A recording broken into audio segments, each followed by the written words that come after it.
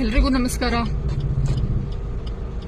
ವೀಕ್ಷಕರೇ. ನಮ್ಮ ಬೆಂಗಳೂರನ್ನ ನಾವು ಬ್ರ್ಯಾಂಡ್ ಬೆಂಗಳೂರು ಮಾಡ್ತೀವಿ ಅಂತ ಪಡಾಯಿ ಕೊಚ್ಕೊಂಡು ನಗರಾಭಿವೃದ್ಧಿ ಸಚಿವರಾಗಿದ್ದಂತಹ ಡಿ.ಕೆ. ಶಿವಕುಮಾರ್ ಅವರು ಇದೀಗ ಸಿಎಂ ಸ್ಥಾನವನ್ನು ಅಲಂಕರಿಸೋದಕ್ಕೋಸ್ಕರ ಕಾತರದಲ್ಲಿ ಕಾಯ್ತಾ ಇದ್ದಾರೆ.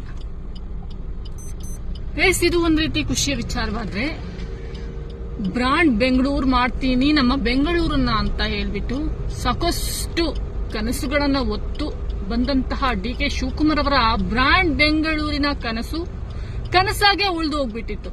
ಯಾಕಂದ್ರೆ ಎಲ್ಲೆಡೆ ಟ್ರಾಫಿಕ್ ಜಾಮ್ ಆಗಿರ್ಬೋದು, ಎಲ್ಲೆಡೆ ಕಾಂಕ್ರೀಟೀಕರಣ, ಜೊತೆಗೆ ಎಲ್ಲ ಕಡೆಲೂ ಕೂಡ ಕಸದ ರಾಶಿ ಜೊತೆಗೆ ಎಲ್ಲೆಡೆ ಕೂಡ ನಾವು ರಸ್ತೆ ಗುಂಡಿಗಳು ಸರ್ವಸಾಮಾನ್ಯವಾಗಿ ಇದ್ದಿದ್ದು. ಆದ್ರೆ ಇದೀಗ ಇಂತಹ ಸಾಕಷ್ಟು ಸಮಸ್ಯೆಗಳಿದ್ರು ಕೂಡ ಜಿಬಿಎ ಅಧಿಕಾರಿಗಳು ಮಾತ್ರ ಯಾವತ್ತೂ ಸಾರ್ವಜನಿಕರ ಸಮಸ್ಯೆಗಳಿಗೆ ಕಿವಿ ಕೊಟ್ಟು ಕೇಳಿದ್ದೂ ಇಲ್ಲ, ಅವರ ಸಮಸ್ಯೆಗೆ ಪರಿಹಾರವನ್ನು ಒದಗಿಸಿದ್ದೂ ಇಲ್ಲ. ಸಾಕಷ್ಟು ದೂರುಗಳು ಬಂದರೂ ಕೂಡ ಅವರು ಯಾವತ್ತೂ ಕೂಡ ಕಾರ್ಯಪ್ರವೃತ್ತರಾಗಿದ್ದು ನಾನಂತೂ ನೋಡೇ ಇಲ್ಲ.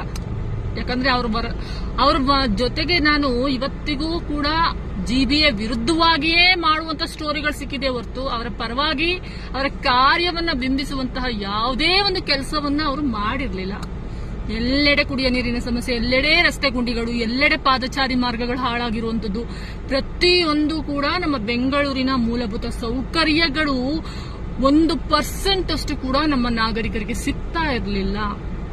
ಆದ್ರೆ ಇಷ್ಟೆಲ್ಲ ಬೇಜವಾಬ್ದಾರಿಯನ್ನ ಮೆರೆತಿದ್ದಂತಹ ಜಿಬಿಎ ಅಧಿಕಾರಿಗಳು ನಾಳೆ ಡಿ.ಕೆ. ಶಿವಕುಮಾರ್ ಅವರ ಪದಗ್ರಹಣ ನಡೀತಾ ಇದೆ. ಈ ಸಂದರ್ಭದಲ್ಲಿ ವಿಧಾನಸೌಧದ ಮುಂಭಾಗದ ಫ್ಲೆಕ್ಸ್ ಮತ್ತು ಬ್ಯಾನರ್ ಅನ್ನ ತೆರವುಗೊಳಿಸೋದಕ್ಕೆ ಮುಂದಾಗಿದ್ದಾರೆ. ಹಾಗಾದ್ರೆ ಇಷ್ಟು ದಿನ ಇವರೆಲ್ಲ ಏನ್ ನಿದ್ದೆ ಮಾಡ್ತಾ ಇದ್ರ? ಅದೆಷ್ಟು ಸ್ಟೋರಿ ಮಾಡಿದ್ದೀನೋ ನಾನೇ ಲೆಕ್ಕ ಇಲ್ಲ. ಸಾಮಾನ್ಯವಾಗಿ ಅದು ವಿಜಯನಗರ ಕಡೆ ಹೋಗ್ಬಿಟ್ರಂತೂ ಫ್ಲೆಕ್ಸ್ ಬ್ಯಾನರ್ದೇ ಹಾವಳಿ.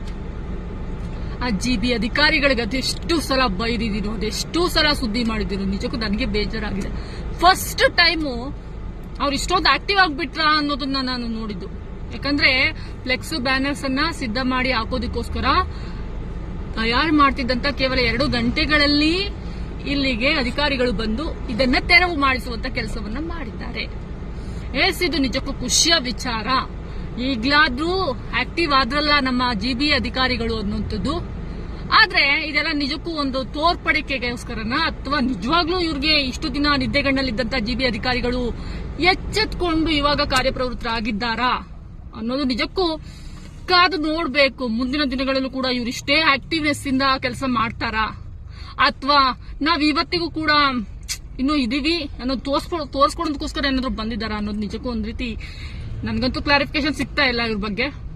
ಯಾಕಂದ್ರೆ ಸಾಕಷ್ಟು ಬೆಂಗಳೂರಿನಲ್ಲಿ ಇದೊಂದು ಏರಿಯಾದಲ್ಲ ಅಷ್ಟೇ ಅಲ್ಲ, ವಿಧಾನಸೌಧದ ಮುಂಭಾಗದಲ್ಲಿ ಮಾತ್ರವಲ್ಲ, ಸಾಕಷ್ಟು ಮೆಜೆಸ್ಟಿಕ್ ಇಂದ ಹಿಡಿದು ಲೋಕಭವನದವರೆಗೂ ಸಾಗುವಂತಹ ರಸ್ತೆಯುದ್ದಕ್ಕೂ ಕೂಡ ಎಲ್ಲೆಡೆ ಕಾಂಗ್ರೆಸ್ ಪಕ್ಷದ ಬಲಿಷ್ಠ ನಾಯಕರು, ಹೈಕಮಾಂಡ್ ನಾಯಕರಾಗಿರ್ಬೋದು, ಸ್ಥಳೀಯ ನಾಯಕರಾಗಿರ್ಬೋದು, ಪ್ರತಿಯೊಬ್ಬರ ಫ್ಲೆಕ್ಸ್ಗಳು, ಬ್ಯಾನರ್ಗಳು ರಾರಾಜಿಸ್ತಾನೆ ಇರುವಂತದ್ದು. ಅಲ್ಲೆಲ್ಲ ಕೂಡ ತೆರವನ್ನ ಮಾಡಿಲ್ಲ. ಈ ಬಗ್ಗೆ ನಾನು ಕೂಡ ಇಲ್ಲಿನ ಇಂಜಿನಿಯರ್ ಅನ್ನ ಮಾತನಾಡಿಸ್ದೆ. ಅವ್ರು ಹೇಳಿದ್ದು ನಮ್ಗೆ ಅಧಿಕಾರಿಗಳಿಂದ ಒಂದು ಬಂದಿದೆ ತೆರವು ಮಾಡಿಸಿ ಅಂತ. ನಾನು ಅದಕ್ಕೆ ಕೇಳಿದೆ, ಈ ಒಂದು ಸರೌಂಡಿಂಗ್ ಮಾತ್ರ ತೆರವು ಮಾಡ್ತೀರಾ ಅಥವಾ ಎಲ್ಲ ಕಡೆ ತೆರವು ಮಾಡ್ತೀರಾ ಸರ್ ಅಂತ. ಅದಕ್ಕೆ ಅವ್ರು ಹೇಳಿದ್ದು ಒಂದೇ, ವಿಧಾನಸೌಧದ ಮುಂಭಾಗದಲ್ಲಿ ತೆಗ್ಸಿ ಅಂತ ಹೇಳಿದರೆ ತೆಗೆಸ್ತಾ ಇದೀವಿ. ಅಂದ್ರೆ ಇವ್ರಿಗೆ ಹೆಂಗೆ ಅಂದ್ರೆ ಒಂದು ಕುದುರೆಗೆ ನಾವು ಕಣ್ಣನ್ನ ಕಟ್ಟಿ ಬಿಡ್ತೀವಲ್ಲ, ಅದು ಏನ್ ಕಾಣುತ್ತೆ ರಸ್ತೆ ಉದ್ದಕ್ಕೆ ಅದಷ್ಟೇ ಮಾರ್ಗವಾಗಿ ನಡೆಯುತ್ತೆ. ಅದೇ ರೀತಿ ಜಿಬಿ ಅಧಿಕಾರಿಗಳು ಕೂಡ ಐಆರ್ ಆಫೀಸರ್ ವಿಧಾನಸೌಧದ ಮುಂಭಾಗದಲ್ಲಿ ತೆರವು ಮಾಡೋಕೆ ಹೇಳಿದರೆ ತೆರವು ಮಾಡ್ತಾ ಇದ್ದೀವಿ. ನಿಜಕ್ಕೂ ಎಲ್ಲೋ ಒಂದ್ ಕಡೆ ತೆರವು ಮಾಡ್ತಿದ್ದಾರಲ್ಲ ಅನ್ನೋ ಖುಷಿ ಪಡ್ಬೇಕಾ ಅಥವಾ ಕೇವಲ ಇದಕ್ಕಷ್ಟೇ ಸೀಮಿತ ಅನ್ನೋದನ್ನ ನೆನೆಸ್ಕೊಂಡ್ರೆ ಬೇಸರ ಮಾಡ್ಕೋಬೇಕಾ? ನಿಜಕ್ಕೂ ಗೊತ್ತಾಗ್ತಾ ಇಲ್ಲ.